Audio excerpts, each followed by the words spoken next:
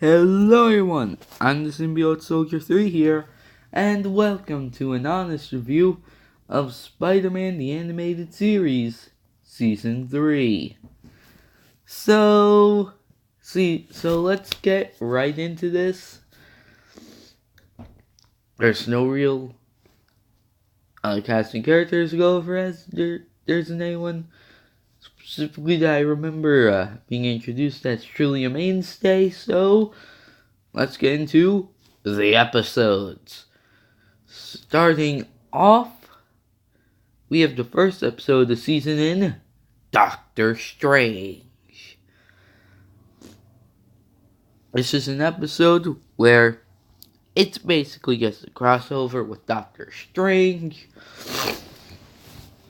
More so facilitating one of the issues I have with Spider-Man the Animated Series overall.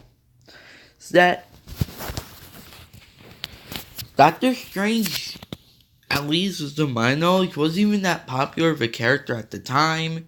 He didn't even have his own animated series. And I don't even think there were too many fans of the comic books, at least, who spoke about it vocally in the 90s, which is when the show was made. Of course, there are Doctor Strange fans more so now. Heck, I'm one of them. He's one of my favorite all-time Marvel heroes. And while I do like him here, it just doesn't make much sense other than, well, the plot has to work. Well, plot has to work with him in it. And I just don't like that. I mean, we get Mordo, I believe, and he's pretty cool. But he's not a great villain either, so let's go over to the Octobot two-parter, as I like to call it. As Dr. Octopus is a villain for 2 episodes, and Spider-Man's biggest fan is still there, so basic plot is Dr. Octopus builds these Octobots, Spider-Man starts being framed a bit, and basically just goes off there. Not the greatest episodes, but they were certainly enjoyable. We are back with some more episodes. Alright, so we get a brand new villain this time as episode 4. Enter the Green Goblin. Yes, most of you Spider-Man fans probably know the Green Goblin as the popular pick for Spider-Man's greatest villain. And while he's still a pretty good and entertaining villain, I just don't like his voice in this series. Don't get me wrong, later on the Green Goblin is pretty darn good, as they have Norman Osborn, who is the Green Goblin's secret identity, not want to be Green Goblin, as he has basically alternate personality disorder, where part of him is him, the other part is Green Goblin, where in the other incarnations of Green Goblin, they're one and the same. Which is why I really like this incarnation of Green Goblin. But I just don't like this Goblin's voice that much. It's just a nitpick, and it's one of the reasons why I like the Hobgoblin better. And Mark Hamill voices the Hobgoblin, so I kind of bias. So let's move on. But besides that, this is actually a really good episode of the series that I recommend to any Spider-Man fan. I really like this episode. Alright, well, let's move on to episode 5, The Rocket Racer. So we find out that Robbie, my favorite character in this show, son, has been doing some thief work, as I like to call it. He's not a great kid. and he steals this high power tech and gets what he wants with it, basically. And Robbie can tell he's actually a good father about this. I guess this was the episode that well, technically next episode, but this was the first episode that really made me really like Robbie, other than he's a kind, caring guy. He's a good guy and a good dad. I really like that about him. Besides that, we get introduced to one of the lamest Spider-Man villains of all time. So I like to call it, well, as it's known, the Big Wheel. I kid you not, the Big Wheel. But if you like Robbie as a character, like yours truly, then you will like this episode most likely. Besides that, it has a very disappointing villain I don't like whatsoever. Well, let's move on to episode 6, Tombstone. And while this Tombstone isn't as great as the Spectacular Spider-Man's adaptation of him, his history with Robbie is what makes this my favorite episode of the entire series. Yeah, it's that good. And Tombstone is that good. Like I said, not the greatest adaptation, but he does good, and he basically tries to make Robbie, Kiwa says, he was one of Robbie's friends in the past. And, well, it's just a really good episode. Go check it out. I highly recommend it. Well, I'll be back with some more episodes. I Am an Idiot Box. Tombstone is the 9th episode. Well, whatever. The actual 6th episode of the series is... well, not of the series. The season is Framed. Where Peter Parker gets framed for a crime he didn't commit. It's not the greatest episode. Can't even remember what the villain is, but it's decent enough.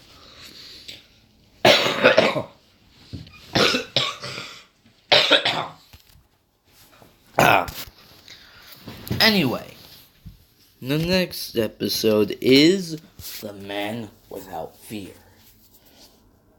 And as you probably guessed from the title, this is a crossover with Daredevil. And once again, I like Daredevil and all. He's another one of my favorite Marvel heroes. But it's just, I just don't like the fact that it's crossover with stuff that I don't even think had a lot of fans at the time. I understand the comics were really popular, but Daredevil didn't really get any recognition locally until, I think, the Netflix series.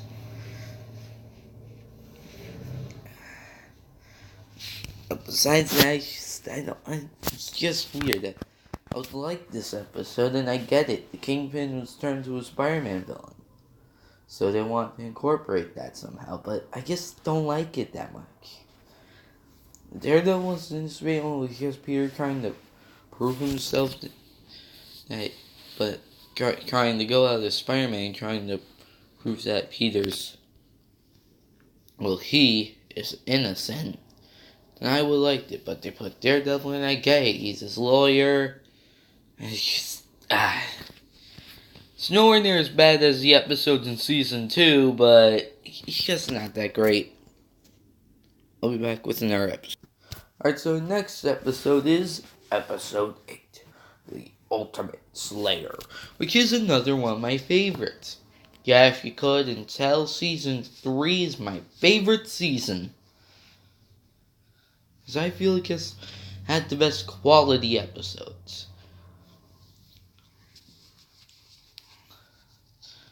Anyway, so, you find that Alistair Smythe, the guy who created the Spider Slayer, has actually been turned into one well, more cyborg version against his will. So, going over the Ultimate Slayer, I suppose, is what we'll call him. I like him as a villain. He's not one of my personal favorites in the series, but it would have been great if it just wasn't for the design. I like him. He is a good character and villain in my opinion. And it's a really good episode. Just the design of the Ultimate Slayer, I don't like it whatsoever. I may have offended a few of you who may actually like the design, but they went with more of a techno design instead of whatever the actual design is in the show. Then I would definitely call this amongst. I would call him, not the episode. I still think the episode's really good. I would consider him amongst one of my favorite Spider-Man villains to appear in an animated series, alongside the Hobgoblin from this show.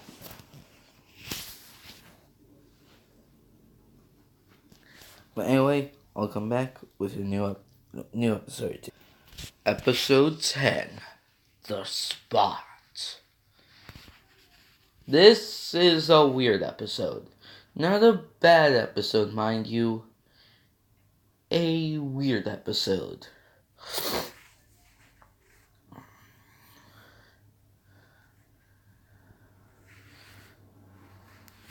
Where Kingpin turns this guy into a guy with interportal dimensional powers to fight Spider-Man.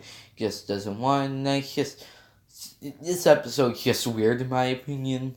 We do get introduced to the Spot, who, of course, if we're going to have a weird episode, we have to have a weird villain. One-off villain, in fact, and he's just not that great. As he doesn't even stay a villain, he just turns on the Kingpin. But hey, at least if there was going to be one villain at least if it was going to be a villain who was, what I'm trying to say is, at least as it wasn't someone as popular or even good, that gets to be one-off. Now let's talk about what I like to call the Karmic two-parter. When the episodes are actually titled Venom Returns and Carnage, but I count them as a two-parter simply because, well, we got introduction to Cletus Cassidy. Before I go over this, can you give me a second? Now, it's time to go over my favorite Spider-Man villain of all time, Cletus Cassidy, aka Carnage. Cletus already is a crazy, psychopathic, homicidal murderer. So what has bestowed him